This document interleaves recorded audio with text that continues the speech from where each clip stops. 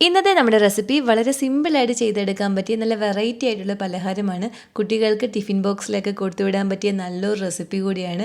അപ്പോൾ നമുക്കിത് എങ്ങനെയാണ് ചെയ്തെടുക്കുന്നതെന്ന് നോക്കാം.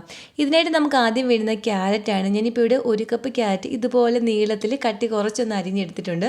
അതുപോലെ തന്നെ ഉരുളൻകിഴങ്ങും നമ്മളൊന്ന് അരിഞ്ഞെടുത്തിട്ടുണ്ട്. അതും 1 കപ്പുണ്ട്. ഇതിലേക്ക് ആവശ്യത്തിന് ഉപ്പിട്ട് കൊടുത്ത് കൈകൊണ്ട് നന്നായിട്ടൊന്ന് മിക്സ് ചെയ്തെടുക്കണം.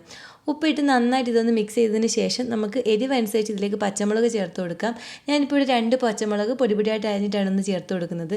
ഇതിൻ്റെ കൂടെ തന്നെ 1/2 ടീസ്പൂൺ ചെറിയ ജീരകവും 1/2 കപ്പ് കോൺഫ്ലോറും കൂടി നമുക്കിതിലേക്ക് ചേർത്ത് കൊടുക്കാം.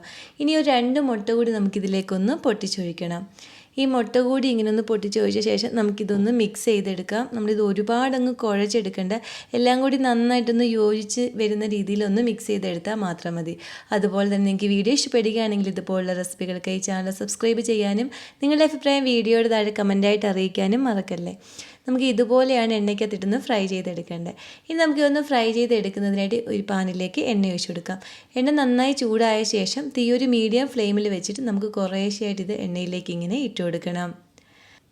ഒരു സൈഡൊന്ന് ഫ്രൈ ആയി വരുമ്പം തിരിച്ചിട്ട് കൊടുത്ത് 2 സൈഡും നമുക്ക് നന്നായിട്ടൊന്ന് ഫ്രൈ ചെയ്തെടുക്കണം. തീ ഒന്ന് കുറച്ച് വെച്ചൊരു മീഡിയം ഫ്ലെയിമിൽ വെച്ച് വേണം നമ്മൾ ഫ്രൈ ചെയ്തെടുക്കാൻ. ഇതുപോലെ ബബിൾസൊക്കെ ഒന്ന് കുറഞ്ഞു വരും, നമുക്കിതും കോരിയെടുക്കാം. ബാക്കിയുള്ളത് നമുക്ക് ഇതുപോലെ ഒന്ന് ഫ്രൈ ചെയ്തെടുക്കണം.